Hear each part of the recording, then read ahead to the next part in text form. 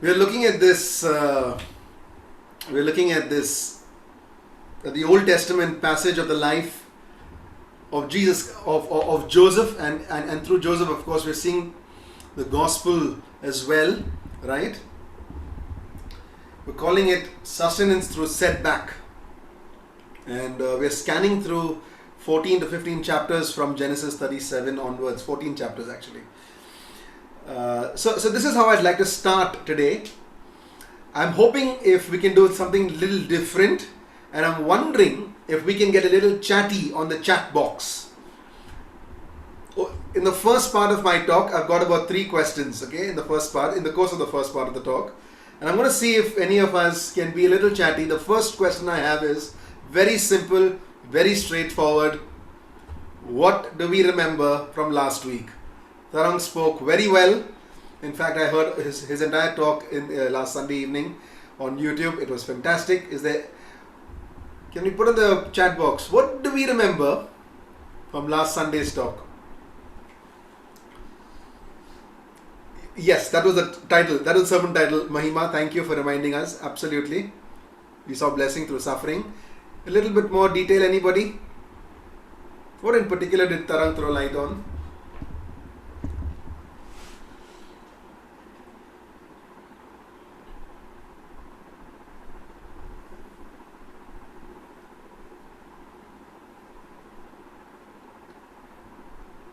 Yeah, you can chat it with everyone. You don't need to send it to me directly. But yes, God was with him. Ruth is reminding us that God was with him in the midst of the darkest seasons of his life. God didn't leave him. Bina reminds us of Joseph's integrity. Thank you, Bina. Shraddha is reminding us that God turns difficult situations, uses all these difficulties, for our blessing. Thank you. That is great. And Tarang did speak very well. Mahima is reminding us he had to face challenges for many years, but he stood in the Lord. And one of the overarching significant things that Tarang taught us was the fact that God's presence never left Joseph. In the good days, in the not so good days, in his most difficult days, never left Joseph. Thank you, Namrata. Temptation grows at the times, even God with us, but you can't run from him. God is working behind the scenes. Absolutely amazing. Today, the big goal for today, there are a couple of more questions coming up in the course of the first part of the talk. The big goal that I have for today is, as we look at the following chapters from 42 and 43 onwards, that we would understand today, we would realize and understand that our spiritual growth and our progress in faith in the gospel happens through living sacrificial lives. Happens through sacrificial living. Okay, I'm going to invite Rani to do the Bible reading for us. In reality, we're going to be looking at the entire chapter of 42 and parts of 43 as well. But just for the Bible reading time, I'm going to ask Rani to just read these portions of scripture. But we're actually covering a lot more. Rani? Yes, Karan. Thank you, Karan. Genesis chapter 42, verses 1 to 5. Joseph's brothers go to Egypt. Am I audible, Karan? Yes. When Jacob learned that there was grain for sale in Egypt, he said to his sons, "Why do you look at one another?" And he said, "Behold, I have heard that there is grain for sale in Egypt. Go down and buy grain for us there, that we may live and not die." So 10 of Joseph's brothers went down to buy grain in Egypt. But Jacob did not send Benjamin, Joseph's brother, with his brothers, for he feared that harm might happen to him. Thus the sons of Israel came to buy among the others who came, for the famine was in the land of Canaan. Karan, should I read the second one also? Yes, please. Verses 21 to 24. Then they said to one another, "In truth, we are guilty concerning our brother, in that we saw the distress of his soul, when he begged us and we did not listen. That is why this distress has come upon us." And Reuben answered them, "Did I not tell you not to sin against the boy? But you did not listen. So now there comes a reckoning for his blood." They did not know that Joseph understood them, for there was an interpreter between them. Then he turned away from them and wept. And he returned to them and spoke to them, and he took Simon from them and bound him before their eyes. Verses 35 to 38. As they emptied their sacks, behold, every man's bundle of money was in his sack. And when they and their father saw their bundles of money, they were afraid. And Jacob, their father, said to them, You have bereaved me of my children. Joseph is no more, and Simon is no more. And now you would take Benjamin. All this has come against me. Then Reuben said to his father, Kill my two sons if I do not bring him back to you. Put him in my hands, and I will bring him back to you. But he said, My son shall not go down with you, for his brother is dead, and he is the only one left. If harm should happen to him on the journey that you are to make, you would bring down my gray hairs with sorrow to show. Thank you, Rani. Let's just pray and start. Father God, we ask you to show us things that we've never seen before. We pray that you would allow us to get insight from Scripture, a fresh Holy Spirit work in and through our hearts. Point us to Jesus Christ. In your name we pray. Amen. So the passage starts off with Jacob getting scared. He's fearing to send Benjamin with the others to go to Egypt, to buy food. He says in verse 4, Jacob is afraid that harm might come to him. Towards the end of that chapter, as Rani read, it's evident that he appears to not just be in a general terror of losing Benjamin, but also because the same similar kind of harm came to Joseph. Okay? Just give me a second, guys. Just give me a second.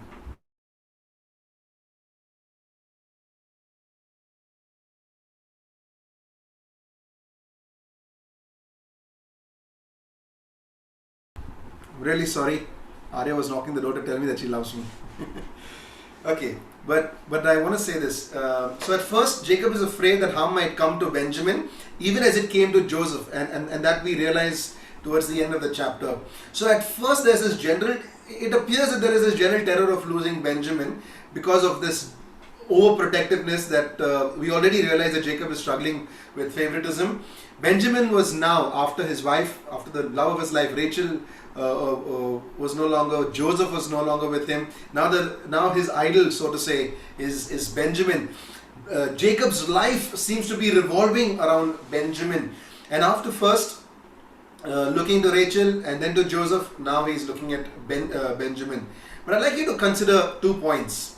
Point number one, I'd like you to just consider, there should have been no reason for Benjamin to stay at home. No reason whatsoever. The more men who went to Egypt, it meant the more grain would have come back. The more grain would have been brought back.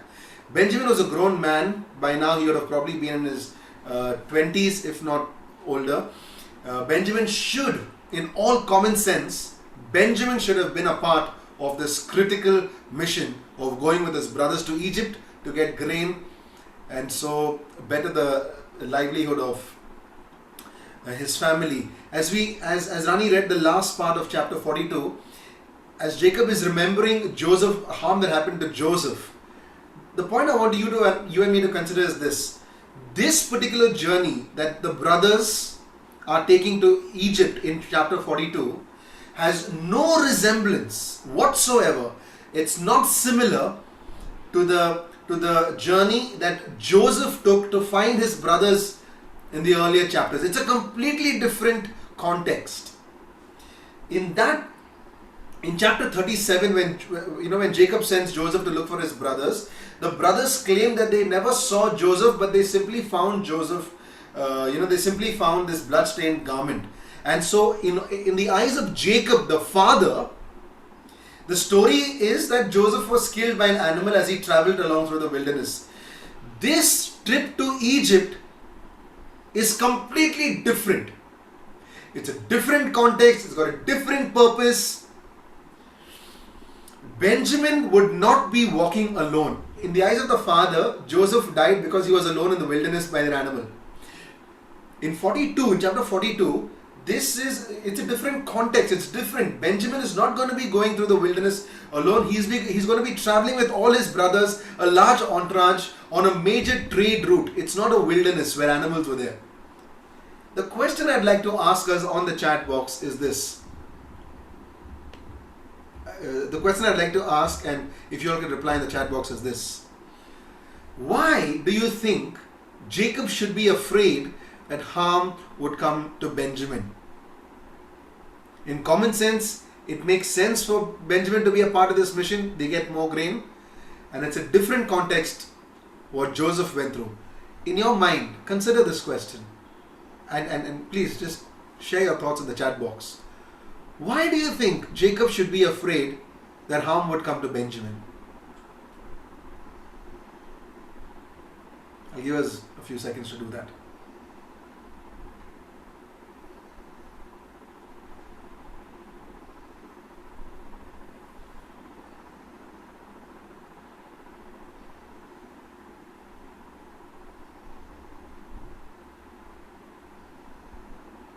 Yeah, Mahima, you can share with everybody, but Mahima shares he was the youngest, so Jacob felt he can't manage or take care of himself. Okay, because Taram?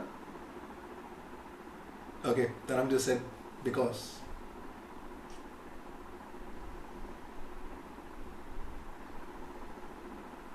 One or two more. You'll want to imagine what's happening.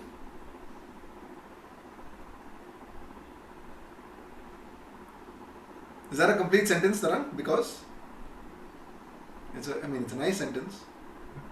Mistype. Yeah, because he was fearful of having to go through another loss, right? Mahima saying unnecessary fear of overthinking on the part of Jacob.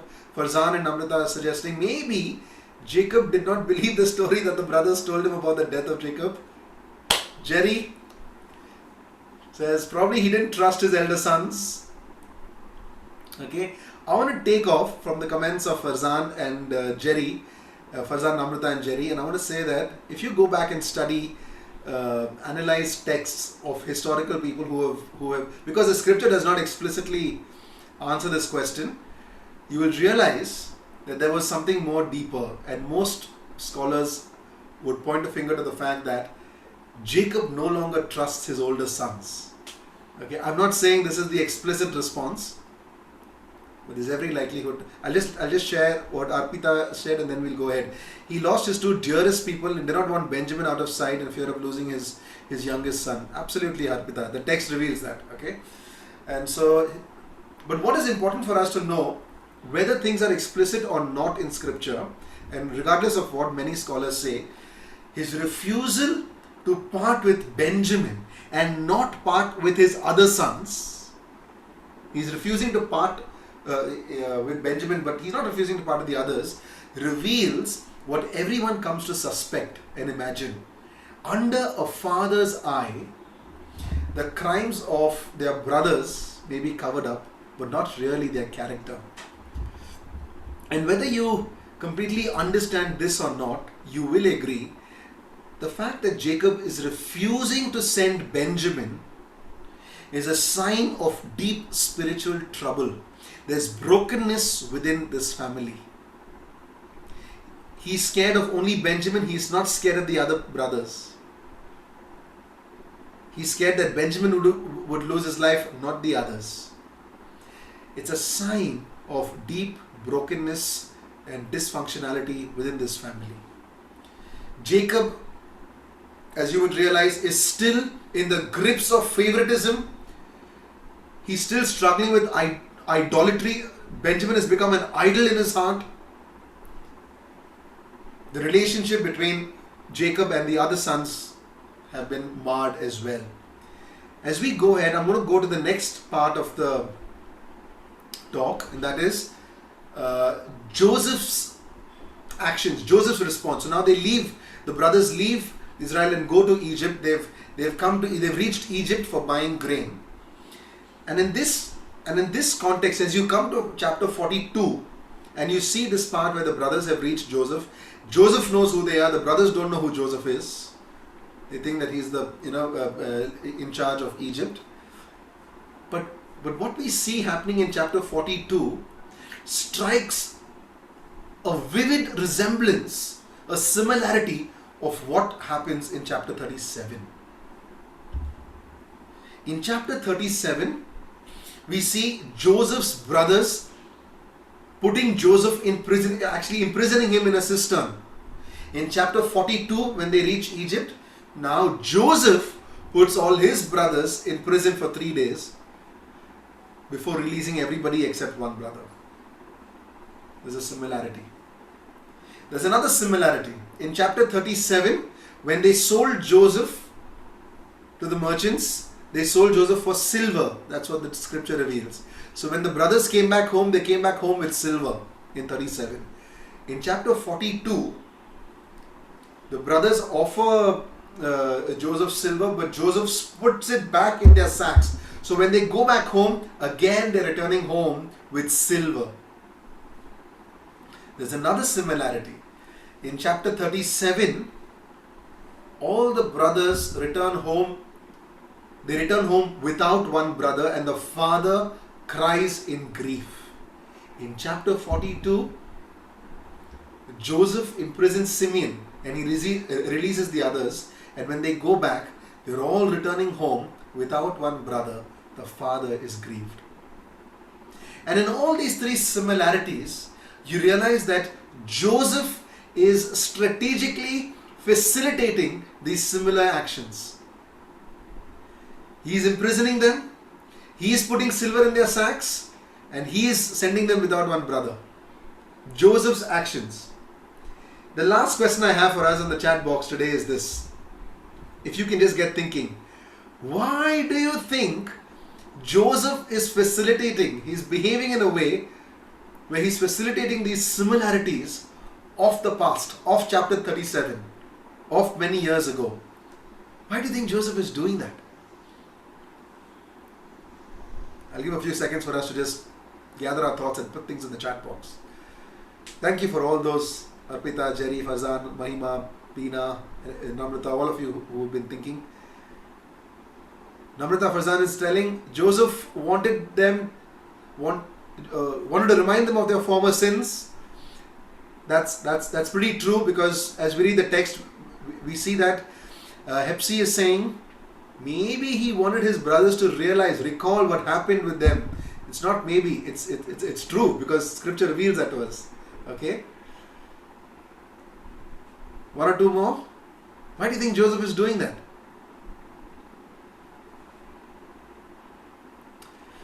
John Kiran, maybe he wanted to see all the brother and the father. That's a nice one. He wanted to send them back so that he would get to see Benjamin and Jacob as well, right?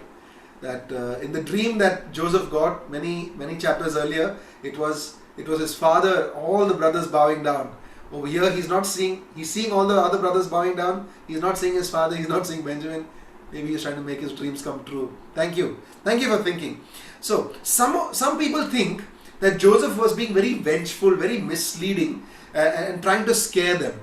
Arpita saying it's a recap for them to realize their sins, plus he wanted to test if they have changed or not. Thank you, Arpita. It's important for us to realize that there's no evidence that he was completely vengeful and vindictive. Okay? How do we know that? Because consistently in chapter 42, in chapter 43, in chapter 45, Joseph is continually running out of the room to weep uncontrollably. This kind of weeping shows that he's not being hard, he's not being hateful, he's not being vengeful as he deals with them. These are not tears of anger, these are not tears of rage, these are tears of affection. These are tears of longing. But second, we see, and this is what is important for us to realize, Joseph's behavior towards them is not uniformly harsh. It is harsh. He sends them to prison. He, keeps one of the brothers in prison. But he's alternating with mercy and severity. So first he's accusing them as spies and throwing them in prison, and then he's relenting and lets everybody go except one person, so that they can go back to their household in Israel. Then he is binding Simeon before their eyes, but then he's returning the silver into their sacks. This is a big gift. Imagine the market price of grain during famine. If Joseph was completely vindictive and if he was completely vengeful, he would have taken all their silver, taken all their money and sent them away empty. If Joseph was vengeful, he would have revealed his identity and made them cry for mercy as Joseph cried earlier. But that's not what Joseph did. Okay? Joseph's behavior seems to suggest that he is not really seeking revenge. He has got other goals. He's got some other goals. So carefully see what Joseph is doing. On one hand, he's being very severe in his actions, calling them spies, throwing them in prison, keeping Simeon locked up. On the other hand, he's showing a lot of mercy and kindness. He's giving their money back, giving their silver back, sending them home.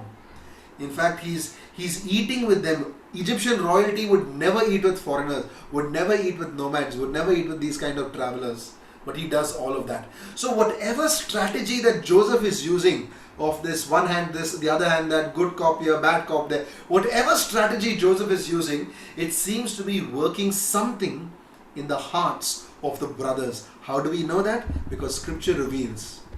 Scripture says in verses 21 and 28, and Rani I think read that for us, there are at least two valuable lessons that these brothers have come to realize as a result of Joseph's actions. The first thing is, in verse 21, they realize that their distress, they're going through distress, and this distress is caused because of all that happened in the past. It's led them to awaken feelings and tears of their brother Jacob and of their brother Joseph and their father Jacob. All these feelings, all these emotions were left untouched for so many years. It's coming out now. It's awakening now. In verse 28, they realize, they cry out, "What is this that God has done to us?" For the first time in a long time, they are seeing that God's hand is in this trouble. God is causing this trouble. They don't completely understand what God's doing right now, but they're at least getting these two lessons. I want to quickly move us. This was Joseph's action. So we realize that Joseph could have been vengeful, could have been vindictive, could have been harsh, but he chooses to let go his revenge. He forgives them, but he's doing something else. This was Joseph's action. I want to move us to Jacob's actions. So Jacob, the father, under pressure in verse 38, Jacob says a very strange line. Benjamin is the only one I have left. Under pressure, Jacob's heart is exposed. And he says, he's the only one I have left. Benjamin is the only one I have left. So he's got his other wives, he's got his children around him, yet Jacob does not care about them. For him, Benjamin is the only one. It's a very bold statement, and in his terror, under pressure, he cannot hide his feelings. Can you imagine what the other brothers are maybe thinking? Jacob, however, is completely absorbed in himself.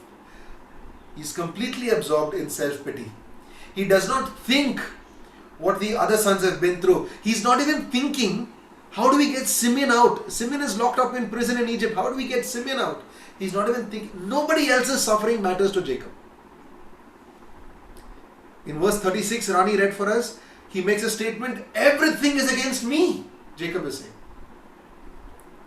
He cannot believe that after all these events which took Rachel away, that took Joseph away, now it's going to take Benjamin also. He's responding irrationally, he's responding selfishly, and he says that he promises, he vows, Benjamin will never go to Egypt.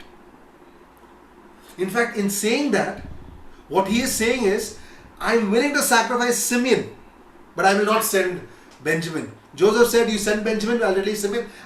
Forget Simeon, I'm not sending Benjamin. He's thinking so irrationally. Simeon is his own son, by the way, as the other brothers. Jacob's idolatry is worse than ever. It's so interesting that the brothers come and try to make sense and talk sense into Jacob. The brothers realize that God is dealing with them. But Jacob is not able to understand anything wrong in his heart. He is not even able to comprehend that God is in all of this and leading him to grow. He's not able to comprehend that. And as the story goes on, as the passage goes on, Jacob has got to finally admit something about Benjamin. Finally, with a lot of struggle. Judah, the brother, comes and makes a very strong argument to Jacob.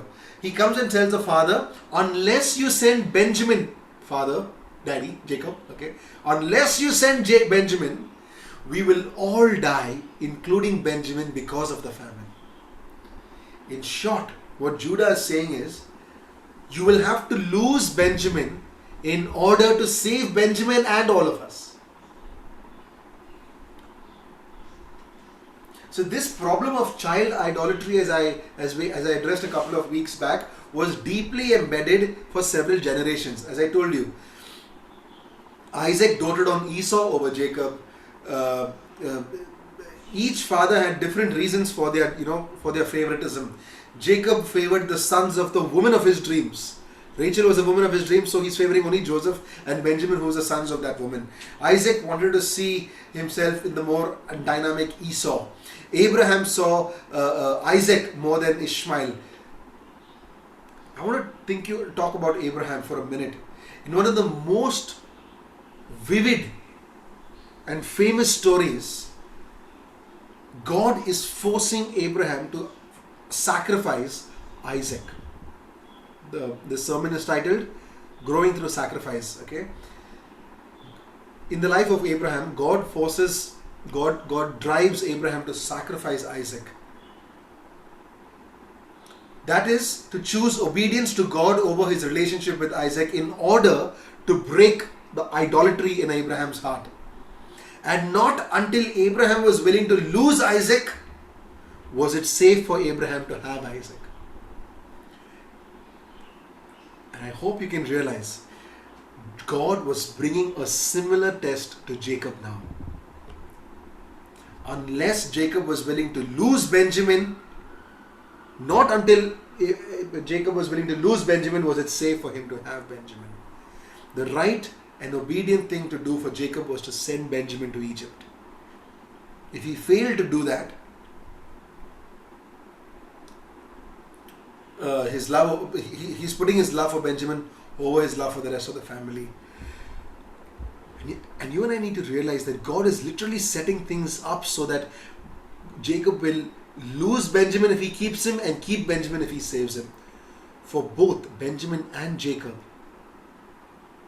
for their spiritual growth, Jacob has got to trust God. I want to quickly go through what Jacob actually does. Jacob finally puts his hope in God. And how does he do that? We read in chapter 43 in verses 14. He puts his faith in God's word. He says, God Almighty.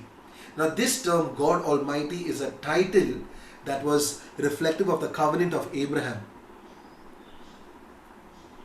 And therefore, it was reflective and endorsing God's purpose for this family through the line of Abraham. He uses the title God Almighty.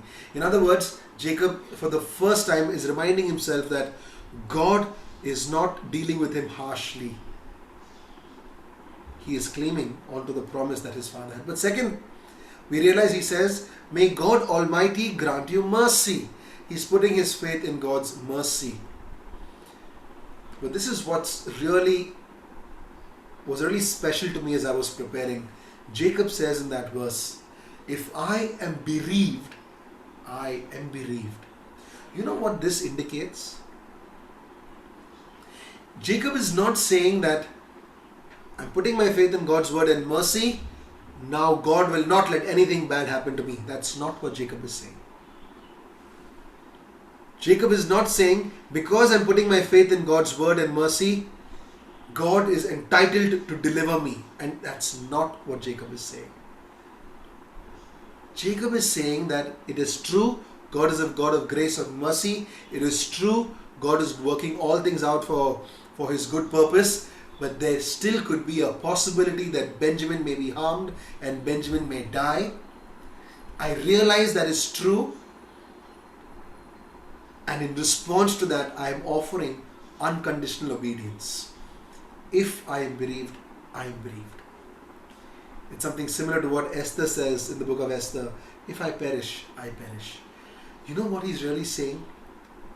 Jacob is saying, I have reached a point where I am willing to do the right thing regardless of the consequence. The consequence does not matter.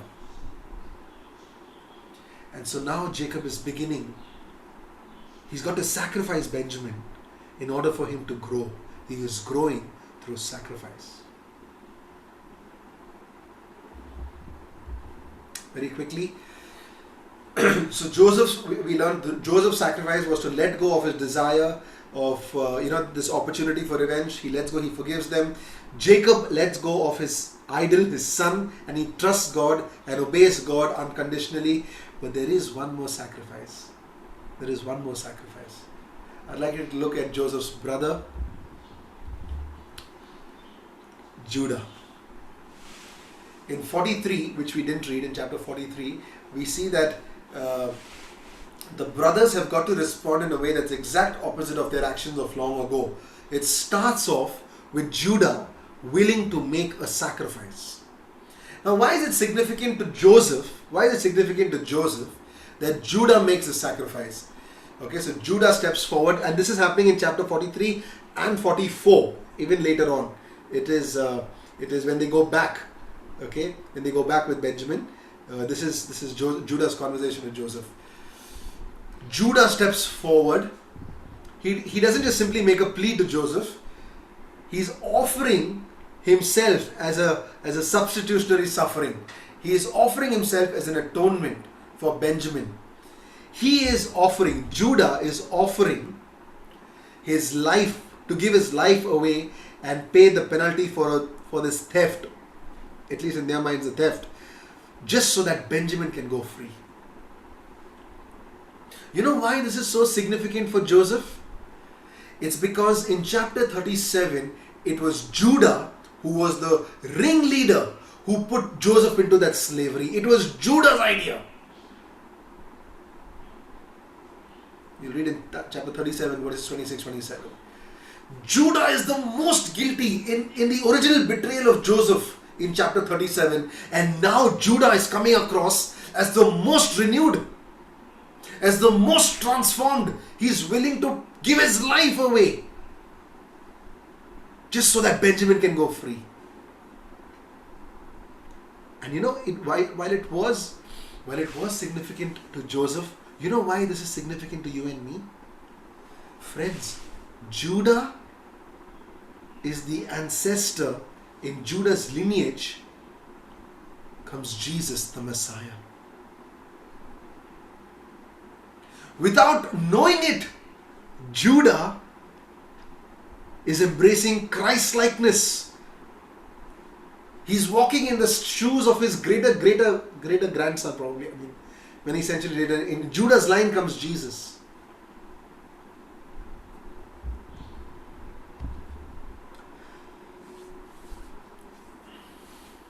That is so special for you and me. I'll tell you why.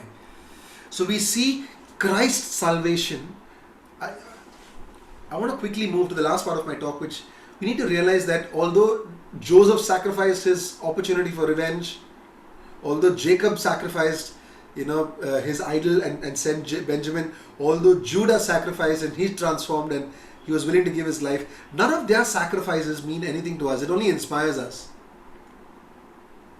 The reason it is significant for you and me today is because in it we see Christ's salvation. And Christ's sacrifice means everything to you and me.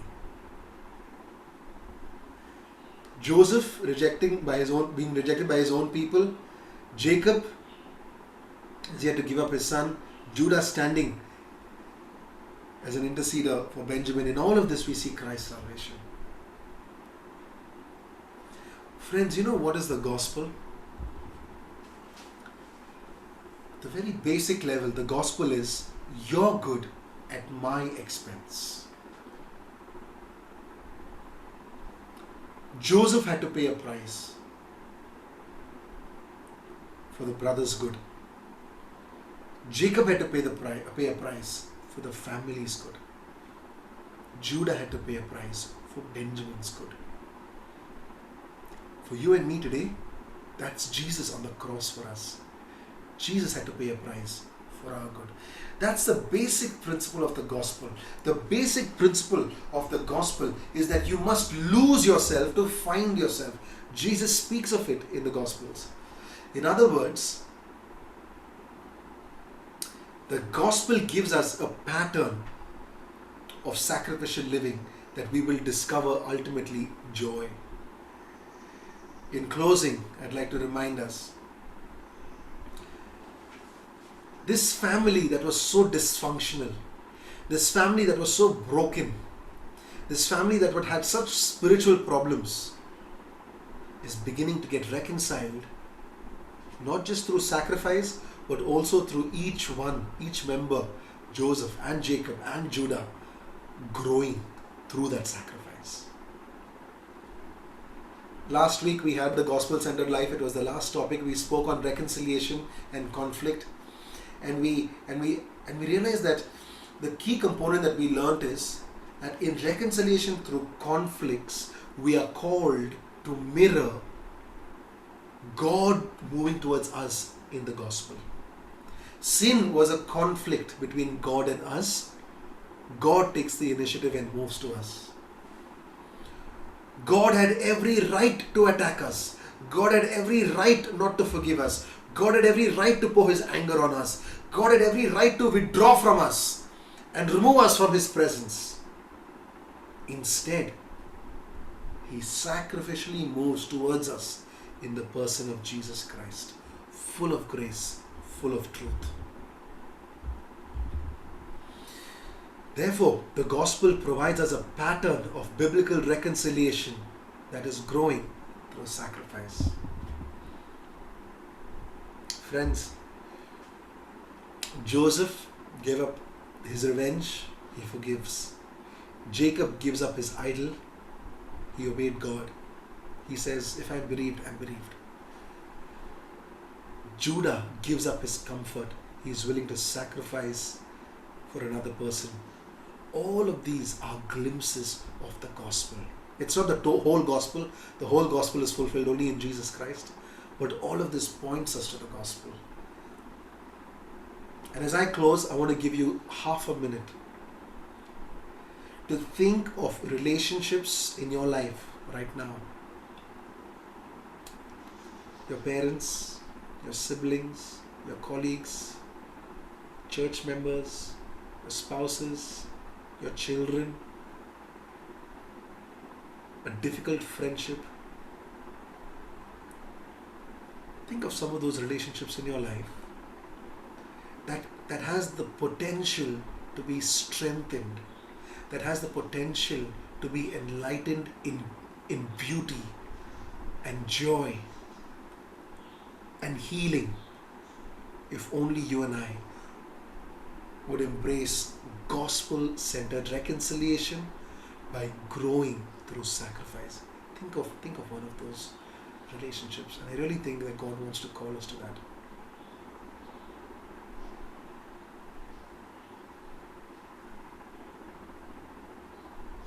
So many of our family members, so many of our church's family members are going through some of the most difficult times in our life in this season. The most difficult time. So many of us in NBCC have gone through this gospel-centered life, have gone through this Bible reading through the month of April, and at the end of it, I asked everybody, what are you going to do about it? Are we just going to puff all of this up for ourselves? Or would we grow through sacrificing? To reach out requires sacrifice. It requires a sacrifice of time. It requires a sacrifice of spending time and understanding another person. This family, Jacob's family, is beginning to reconcile. And it all happened through each one having to sacrifice something.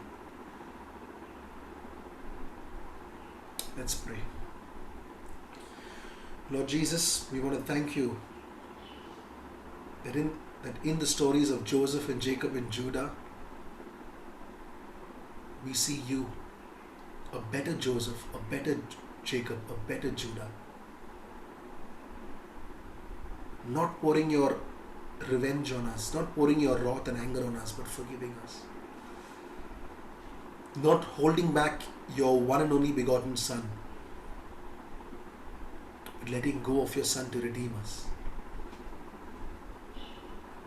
And like Judah, standing in our place just so that we can be free. Father, I pray that the words of Scripture would not leave us as it is. It would change us, it would challenge us, it would transform us. That today would be the start of something new in our lives from the inside out.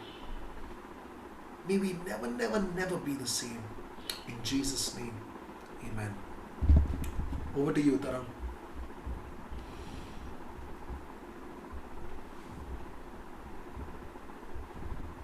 Thank you, Karan, for the message.